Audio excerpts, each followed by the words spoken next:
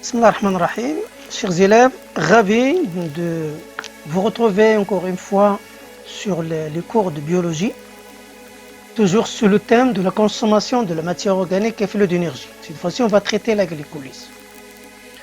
Le cours il est réalisé par Monsieur Tohi, professeur des sciences de la vie et de la terre, professeur des écoles. Si c'est votre première visite, n'oubliez pas de vous abonner et de mettre un like pour recevoir toutes les nouveautés de notre chaîne. La dernière fois, lors de la dernière vidéo, on avait parlé de la mise en évidence de la respiration et de la fermentation, des réactions chimiques qui sont responsables de la dégradation de la matière organique et de la production d'énergie. On avait dit que la respiration elle a lieu dans les milieux aérobiques, par contre, la fermentation elle a lieu dans les milieux anaérobiques. Alors, on va voir qu'est-ce qui se passe au niveau de la cellule. Alors, remarquons, si la circulation sanguine, dans le sang on trouve les nutriments, donc, qui vont passer vers les cellules, au niveau du cytosol de la cellule. Si on prend par exemple le glucose, représentant des matières organiques, il va se transformer par un ensemble de réactions chimiques en acide pyruvique.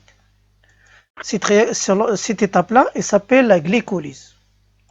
Alors, donc, en observant que la glycolyse ne nécessite pas la présence d'oxygène, elle précède la fermentation et elle précède aussi la respiration. Donc, c'est une étape qui est commune aux deux phénomènes. Voilà, donc, une fois dans le cytosol, le glucose est suivi d'une réaction qui est commune à la respiration et à la fermentation. Cette étape, elle est indépendante de l'oxygène. Il a lieu dans les milieux aérobiques comme dans les milieux anaérobiques. Donc, la glycolyse, elle aboutit à la formation de l'acide pyruvique. Donc, le résultat de la glycolyse, c'est l'acide pyruvique. Bon, cet acide pyruvique, une fois formé, quel est son essor? Quel est l'essor de l'acide pyruvique? On a deux cas. En présence d'oxygène, il rentre dans les mitochondries, dans lesquelles on a déjà parlé, et il y a là le déroulement de la respiration cellulaire. En absence d'oxygène, elle reste dans le cytosol et elle est prise par la fermentation. Donc, c'est quoi la glycolyse donc? La glycolyse, ou bien ce qu'on appelle aussi voie d'Andem-Mayrov, c'est une voie métabolique qui permet l'assimilation du glucose et aussi la production d'énergie.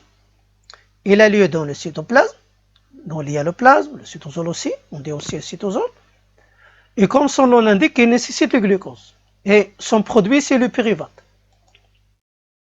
Alors, quelles sont les étapes de la glycolyse? Quelles sont les étapes qui permettent la dégradation du glucose? Quel est le bilan énergétique et quelle est l'équation bilan de cette étape de la glycolyse? Donc, trois questions à laquelle on va répondre lors de cette séance, lors de cette vidéo. Et ce sont les trois éléments importants à savoir en ce qui concerne la glycolyse. Alors, la glycolyse, c'est une série de réactions qui s'effectuent dans le cytosol, en l'absence d'oxygène. Là, on l'a déjà dit. Quelles sont les étapes? La première étape, c'est la formation de fructose diphosphate, avec consommation d'énergie. Comment? Allez, prenons le glucose. Le glucose, c'est un glucide, c'est un ose, c'est un sucre simple. Il est formé à 6 atomes de carbone. Donc, sa formule chimique, c'est 6H12O6.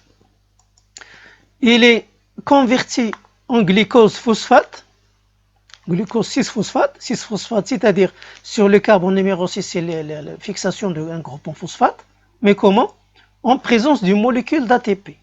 Donc, cette ATP, elle va réagir avec le glucose sur la présence d'enzymes spécifiques et va la transformer en ATP. C'est-à-dire que la molécule d'ATP, il va céder son groupement phosphate au glucose.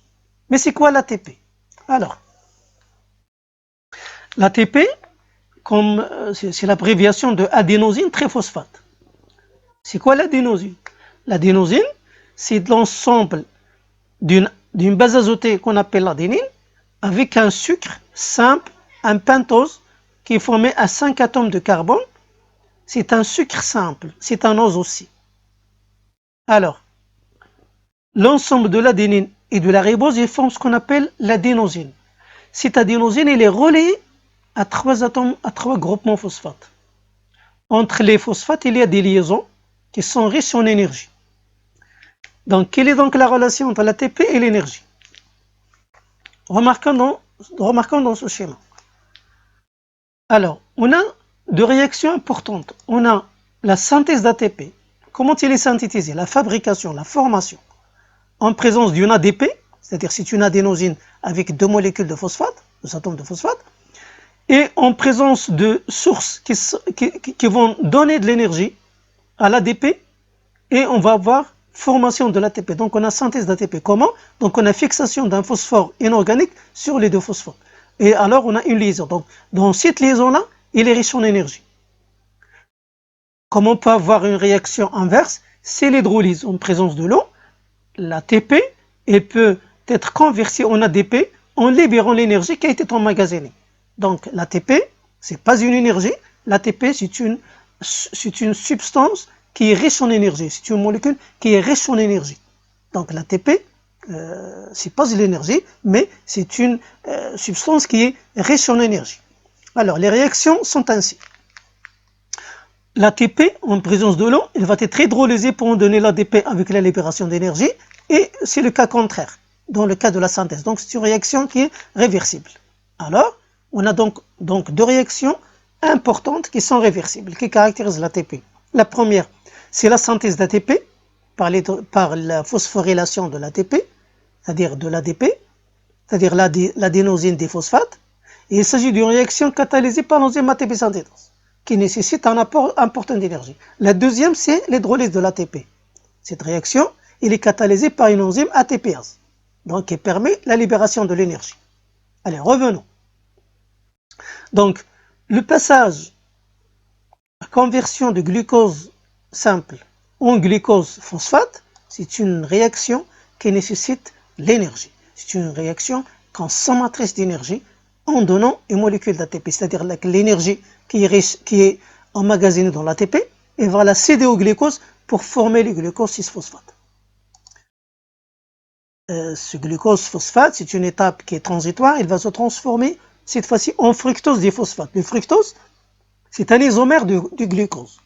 Et aussi, c'est une molécule qui est à 6 atomes de carbone, mais cette fois-ci avec 2 groupements phosphate, toujours l'ATP, la même réaction que la première, c'est une réaction toujours qui est consommatrice de l'énergie, consommatrice d'ATP. Donc, la conversion du glucose 6 en fructose diphosphate sont des réactions consommatrices d'énergie. Ça forme la première étape. Alors, le fructose, une fois formé, il va être clévé en 2 molécules de glycéraldéhyde en 3 atomes de phosphate chacune. Alors, le glucose, 6 atomes de carbone, maintenant, il est clévé en 2 molécules en C3. Alors, voyons le texte donc. Donc, le glucose, il fixe un groupement phosphate issu de l'hydrolyse de l'ATP. Il devient glucose phosphate. Ce dernier-là, il va fixer une autre molécule, un autre groupement phosphate et se transformer en fructose diphosphate. Donc, c'est facile. La deuxième étape, maintenant, c'est la formation de l'acide glycérique diphosphate. Comment? Le résultat de la première étape, qui est le glycéraldéhyde phosphate, c'est un C3, il va se transformer en acide glycérique diphosphate. Comment? En présence d'un phosphore inorganique, qui va réagir en présence d'autres enzymes, et en présence des transporteurs, en présence de transporteurs d'électrons et de protons H+, le NAD+, qui va recevoir les protons H+, et les électrons à partir de C3 pour se transformer en NADH+. C'est quoi le NAD+?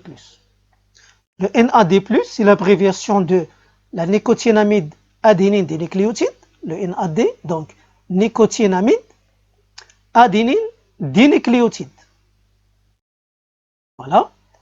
Donc il peut subir une réduction pour être réduit, comme il peut subir une oxydation.